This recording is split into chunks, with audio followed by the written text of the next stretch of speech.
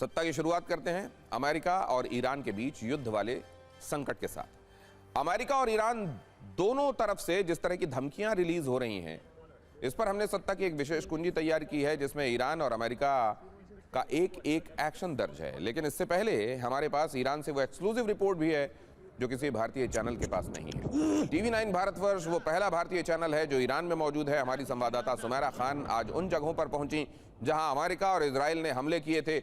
2 अप्रैल को अमेरिका ने ईरान के करज ब्रिज पर बंकर बस्टर बम से हमला किया था, जिसमें ब्रिज का एक हिस्सा पूरी तरह तबाह हो गया था। जहां यह हमला हुआ वहां आज के हालात हैं, इस एक्सक्लूसिव रिपोर्ट में आप देखिए।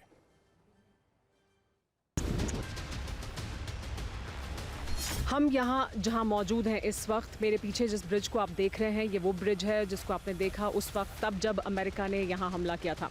ये करज को तेहरान से जोड़ने वाला ब्रिज है, B1 ब्रिज। हम जहाँ खड़े हैं यहाँ से आप उस नुकसान को देख सकते हैं। तब जब यहाँ पर हमला किया गया था उस वक्त किस तरह का नुकसान हुआ था। ये जो पुल है उसका इनॉग्रेशन नहीं हुआ था, लेकिन इस पुल पर ट्रैफिक शुरू हो चुका था, यानी गाड़ियां इस पुल से गुजर रही थी। ये जो पुल है वो ख़ास इस वजह से भी है कि इसके नीचे से जो करज नहर है वो गुजरती है। इसका जो मलबा जब नीचे गिरा तो उसमें काफ़ी लोग मारे गए। ऐसा नहीं है कि इस ब्रिज को नुकसान पहुँचने की वजह से पूरी तरह से नॉर्थ से कट जाता ये जो तेहरान का इलाका है, लेकिन ये ब्रिज अपने आप में अहमियत इसलिए रखता है क्योंकि तेहरान से लोग वेडनेसडे को आमतौर पर जब वीकेंड होता है तो वीकेंड के लिए तेहरान से बाहर निकलते हैं और वो फिर जब रोड्स का इस्तेमाल करते हैं तो ट्रैफिक बहुत ज़्यादा हो जाता है। तो ट्रैफिक को डाइवर्ट करने के लिए इस ब्रिज की अहमियत थी। ये अपने आप में एक इंजीनियरिंग मार्वल भी है क्योंकि ये हाईएस्ट ब्रिज है। ये जो अरब कंट्रीज़ हैं उसमें ये हाईएस्ट ब्रिज है। ये जो ब्रिज बनाया गया था एक बार नहीं 3 बार हमला हुआ, यानी पहले वेव जो आया जब अटैक का तो पहला हमला किया गया इस ब्रिज को, उसकी वजह से नुकसान हुआ, उसका हिस्सा नीचे गिरा। जो नीचे लोग मौजूद थे वो एक फेस्टिवल सेलिब्रेट करने के लिए आए थे, वो यहाँ पर लोग मारे गए। ब्रिज से जो गाड़ियाँ गुजर रही थी उन्हें नुकसान पहुँचा और उसके बाद जब यहाँ पैरामेडिक्स पहुँचे मदद करने के लिए, लोगों की राहत पहुँचाने के लिए, तो फिर उन पर हमला किया गया और उसके बाद एक और जब उनको बचाने के लिए और लोग पहुंचे तो तीसरा हमला किया गया। तो इस तरह से 3 हमले यहाँ पर किए गए थे।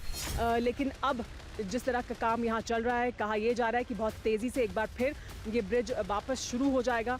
इसी तरह के और भी कई अहम, और ख़ास तौर पर देखिए करज जो शहर है ये आप इसको इस तरह से समझ सकते हैं कि एक सैटेलाइट टाउन है तेहरान का, यानी तेहरान से लगता हुआ ये शहर है और उसी का हिस्सा था ये हमला भी तब जबकि करज में इस इंफ्रास्ट्रक्चर पर हमला किया गया। और उसके बाद जब डोनाल्ड ट्रंप ने कहा कि हम सिविलाइजेशन ख़त्म कर देंगे तो किस तरह से लोग यहाँ पहुँचे और लोगों ने ये संदेश देने की कोशिश की कि अगर आप ऐसे हमला करेंगे तो फिर हम उसकी सुरक्षा के लिए मौजूद रहेंगे। यानी TV9 भारतवर्ष के लिए B1 ब्रिज करज से सुमेरा खान। ईरान से हमारे पास एक और एक्सक्लूसिव रिपोर्ट है। ये रिपोर्ट ईरान के पूर्व सुप्रीम लीडर अयतुल्लाह खामेनी के घर के बाहर से है। यहाँ अब तक कोई चैनल नहीं पहुंचा है। पहली बार ईरान के उस हिस्से से ग्राउंड रिपोर्ट देखिए जहां कोई नहीं पहुंच पाया। मैं इस वक्त मौजूद हूँ उस जगह पर जिसके बारे में आपने सुना, किस तरह से अयातुल्लाह अली खामेनी को यहाँ पर, क्योंकि ये जो जगह है ये किश्वर दोस्त है, ये वो रास्ता है जो उनके घर तक जाता था। घर, ऑफिस, यानी एक कंपाउंड था जिसमें घर भी था उनका, जिसमें उनके दफ्तर भी थे और उनके अलावा, यानी उनके दफ्तर के अलावा भी कई और दफ्तर उस कंपाउंड के अंदर मौजूद थे। ये वो रास्ता है जो उनके घर तक जाता था और यहाँ आप इस वक्त देख सकते हैं कि ये जो सिलसिला है यहाँ पर आने का और यहाँ पर आकर अपना जो गम है उसको दिखाने का, वो सिलसिला लगातार 62 दिन से इसी तरह से जारी है।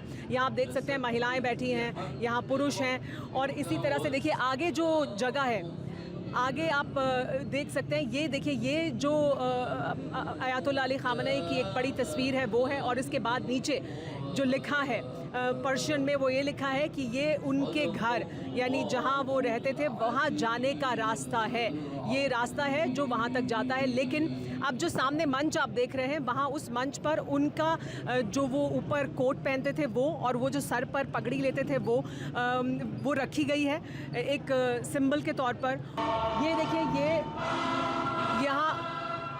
ये जो महिलाएं हैं उनके आप सरों पर एक ख़ास तरह का जो काफिया है वो भी देख रहे हैं। ये फिलिस्तीन वाला चेक है, यानी वाइट और ब्लैक चेक, जिस पे आयतुल्लाह मुश्तबा खामनई की तस्वीर है। यानी अब यहाँ पर आयतुल्लाह अली खामनई के लिए यहाँ लोग आए हैं, लेकिन साथ ही एक संदेश ये भी है कि अब जो लीडरशिप है वो मुश्तबा अली खामनई के हाथ में है।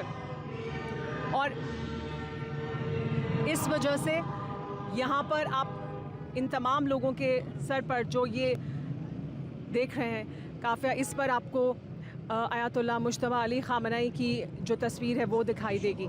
तो ये यहाँ आपको जो जगह है वो दिख रही है। ये देखिए, यहाँ पर भी जो तमाम महिलाएं उनके सर पर जो ये उन्होंने पहना है, ये फ़िलिस्तीन को सिंबलाइज़ करता है। जो ये कहा जाता था कि बहुत छिप गए हैं, कहीं हाई सिक्योरिटी जोन में रहते हैं, यहाँ पर जब आप लोगों से बात करें तो उनका ये कहना है कि ये कोई हाई सिक्योरिटी जोन नहीं था, वो अपने घर में थे और कहीं छिपे हुए नहीं थे, वो लगातार यहीं थे, ऐसा लोगों का कहना है। ये एक अपने आप एक मिसाल है कि आप किस तरह की सादा ज़िंदगी जीते थे। ऐसा एरिया कि जो किसी पॉश एरिया के अंदर नहीं आता। आप दुनिया जैसे दूसरे देश में दूसरे लोग ज़िंदगी जीते हैं, उसी तरीके की ज़िंदगी जीते थे।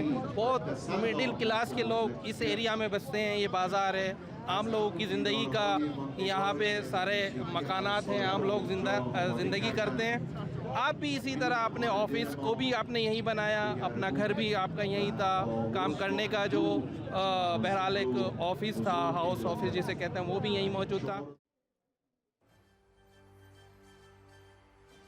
तो यहाँ आपने देखा ये जो संकट ईरान और अमेरिका के बीच का है वो किस तरीके से रिफ्लेक्ट कर रहा है खुद ईरान के भीतर, वो आप यहाँ देख रहे हैं। इसमें आपने ये भी देखा, हमारी संवाददाता आपको अलग अलग जगहों से ये दिखा रही हैं कि कितना डिस्ट्रक्शन इस दौरान हुआ है और वहाँ के लोग इसको किस तरीके से ले रहे हैं, वहाँ के लोगों ने इस पूरे एपिसोड को कैसे देखा है और आज भी खामनेई उनके लिए हीरो हैं या नहीं।